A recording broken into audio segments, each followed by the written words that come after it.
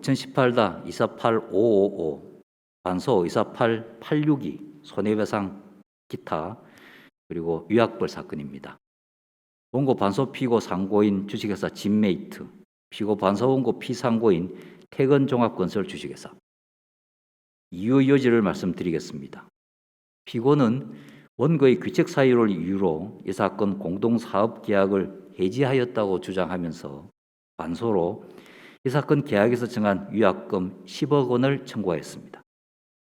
제1심은 원고의 귀책 사유가 인정되고 이 사건 위약금 약정은 위약벌이라고 보아 감액을 인정하지 않은 채 10억 원의 반소 청구를 인용하였습니다. 이에 대하여 원고가 항소하였으나 원심도 위약벌인 10억 원의 감액을 인정하지 않고 원고의 손해배상 채권과의 상계만을 인정하여 피고 일부 승소 판결을 선고하였습니다. 이러한 원심 판결에 대하여 원고가 상고하였습니다. 이 사건 상고심의 주요 쟁점은 위약벌은 민법 제398조 제2항의 손해배상액 예정과 다르므로 그 규정을 유추 적용하여 감액할 수 없다는 현재의 판례를 유지할 것인지 여부입니다. 결론적으로 현재 판례는 타당하므로 그대로 유지되어야 한다는 것이 대법원의 다수 의견입니다. 그 이유는 다음과 같습니다.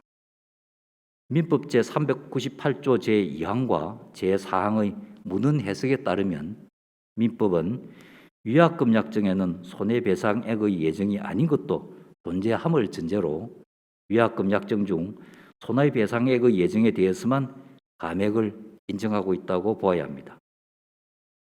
위약금 약정이 손해배상액의 예정인지 위약벌인지 구별하는 것은 당사자의 의사해석 문제입니다. 대법원은 손해배상액의 예정과 위약벌을 구별하여 그 기능과 효과를 달리 인정하여 왔습니다. 위약벌은 의무 위반에 대한 제재벌로서 위반자가 상대방에게 지급하기로 자율적으로 약정한 것이므로 사적 자체의 원칙에 따라 당사자들의 의사가 최대한 존중되어야 합니다. 위약벌에 대한 법원의 개입을 넓게 인정할수록 위약벌의 이행 확보적 기능이 약화될 수밖에 없기 때문에 법원의 개입을 쉽게 허용할 것은 아닙니다. 민법이 손해배상액 예정과 달리 위약벌에 대한 감액 규정을 두지 않은 것은 입법자의 결단으로서 법률의 흠결이라고 볼 수 없습니다. 대법원은 공서약속 위반을 이유로 전부 또는 일부 무효의 법리에 따라 위약벌을 통제하는 법리를 확립하여 공평을 기하고 있기도 합니다.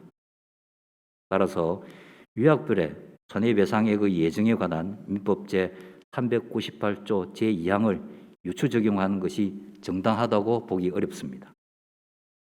이상의 법리에 따라 이 사건에 관하여 봅니다. 이 사건 위약금 약정이 위약벌에 해당하는 이상 손해배상액의 예정에 관한 민법 제398조 제2항을 유추 적용하여 감액할 수는 없습니다. 같은 취지의 원심 판단에 상고 이후 주장과 같은 법리 오해의 잘못은 없습니다.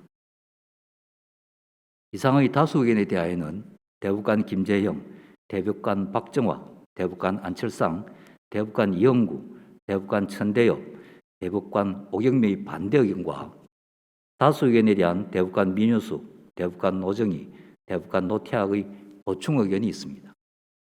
그중 반대의 의견 요지는 다음과 같습니다.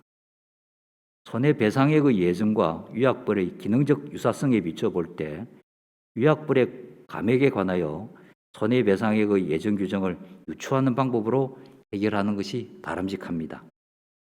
대법원은 손해배상액의 예정과 위약벌의 성격을 함께 가지는 위약금을 인정하거나 약관의 규제에 관한 법률의 적용 국면에서 손해배상액의 예정과 위약벌을 구별하지 않음으로써 그 둘의 경계를 완화해 왔습니다. 공서양속 위반을 이유로 무효로 하는 것에 매우 신중하여야 한다는 판례의 태도에 따르면 위약벌인지 손해배상액의 예정인지에 따라 심한 불균형과 평가 모순이 발생합니다. 공서양속 위반으로 위약벌의 전부 또는 일부가 무효로 된다는 판례는 손해배상액 예정에 대한 감액을 인정하지 않는 일본 민법의 특유한 문제를 해결하고자 나온 법리이고 비교법적으로도 위약불에 대한 감액을 인정하는 추세라는 취지입니다. 다수 의견에 따라 다음과 같이 판결합니다. 주문, 상고를 기각한다. 상고 비용은 원고, 반소, 피고가 부담한다. 이상으로 오늘의 전원합의체 판결 선고를 모두 마치겠습니다. 다들 수고하셨습니다.